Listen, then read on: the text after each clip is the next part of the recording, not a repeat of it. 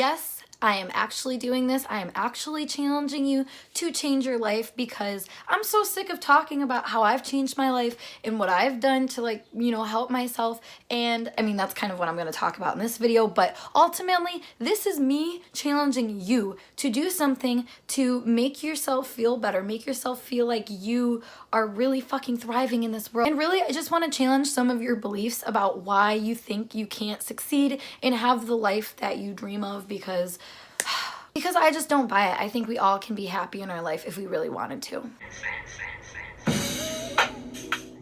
So I watched these two videos here and here, and they were both so inspirational to me. They really just invoked something that, I mean, like, I've already known these concepts, but it reminded me of the importance of, you know, just conquering your life. Not in a domineering way or aggressive way even, but in a way that is so purposeful and intentful, because ultimately striving for that kind of energy is what gets you what you want to be. I mean, there's so many fucking people that prove that to be true. Before I get into this, hi y'all, my name is Paige. I don't know why I just said y'all, I'm from Michigan, but anyways, I am just on this freaking YouTube to make people realize that they are so capable of literally everything they set their mind to, and the only thing that really truly stops us is our own fears and our own just confusion, literally our own madness, which those videos that I talked about earlier really cover more in depth. So throughout my time of giving people advice, whether it's from tarot readings, astrology readings, energy updates, and just conversing with other people, I've just noticed that the biggest thing that holds people back is this idea that you can't change. And honestly, that's probably why I focus on this so much, is because I'm a very changeable person. Honestly, I feel weird if I'm not changing. So I've always been someone that is really extremely passionate about changing and progression and whatnot. But the whole concept of being changeable allows you to change, obviously. It allows you to grow. It allows you to evolve. It's just crazy to me because people live these lives that are miserable to them. Like, point blank, they are feeling miserable with the day-to-day shit that they do. But they literally do nothing to change it because that's the routine. That's what they know. That's what their ego is literally advocating for. You know, that part of your brain, like if you've seen my other videos, you have your ego and your higher self. Your higher self is like emotional, connected to your intuition.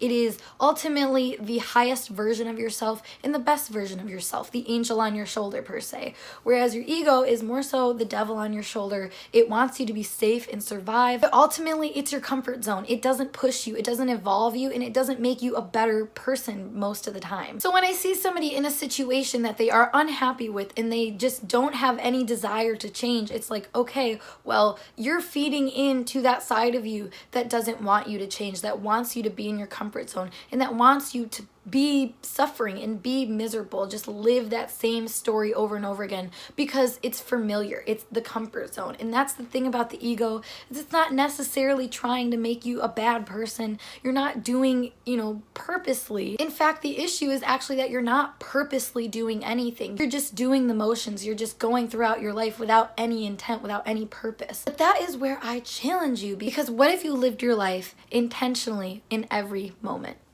Just think about that. Just really imagine what things could be like if you decided everything. And now don't try to play the role of like, oh, well, you know, I can't change this because I need money or I need a job. Okay, shut up. Literally shut up. There are so many jobs out there.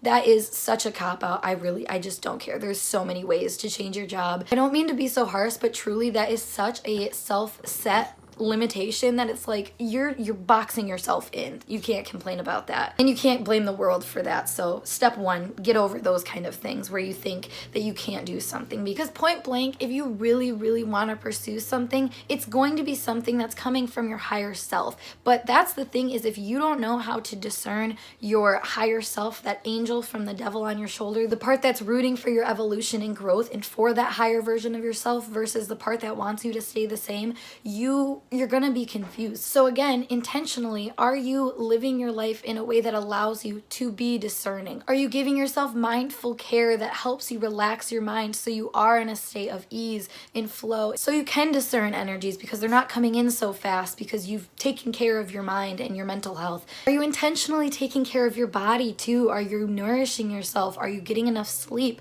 Are you providing enough time for you to just be and to experience life? Are you intentionally working a job that you enjoy? Does that job make you feel happy inside and like you have a purpose and like you're fulfilling something much greater than yourself? And if not, why are you doing that job? Is it money? Is it status? Or are you just fulfilling somebody else's expectation about what you should be doing? These are all questions that come up when you begin to act intentionally and you begin to change your life this way, because when you are intentional, why would you make a choice out of alignment with your intention? As those videos I talked about earlier referenced, the idea of being able to get your actions and your intentions in alignment with each other. That's what alignment is, because your intentions are obviously going to be pure. I mean, sometimes we get into this like shadow side of ourselves that is almost like another person, like they talked about in this video. But here's the thing, is that when you do this discernment, when you do this intentional nourishment,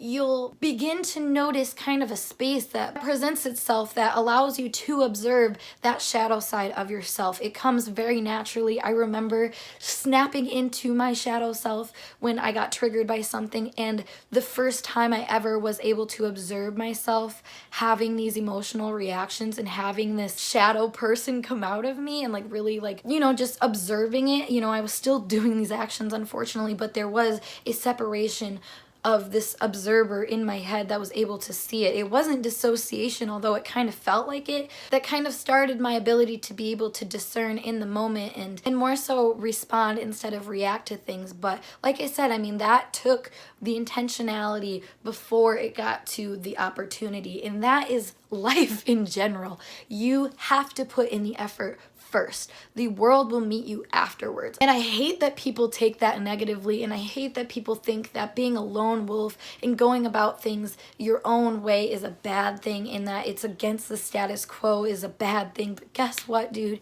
It's not a bad thing. It's the thing that you need to do. It's the thing that provides you with what you need. And the only reason it's considered bad is because the world wants to control you. People want to control you. And it's, once again, not as malicious as it sounds, but it's a safety tactic, that's based from fear. So, it's never as deep and as dark as it seems, but it is at the same time. But when you observe that, you're able to transmute that, you're able to change that. All because you intentionally notice and care for this current situation. You're taking care and nurturing the present moment with the best fit solution for that moment. You're not reacting from the comfort zone of what, you've always done and what this is how I've handled situations in the past, so why would I be any different?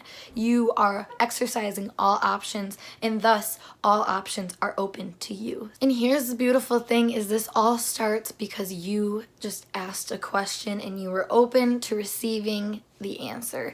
These are intentional acts that just require your awareness of your reality. I mean, it's not bad by any means. It's actually very empowering. So genuinely, I feel like anybody that advocates for not doing this, not embodying this, I mean, that's a fear red flag that I've talked about in many other videos.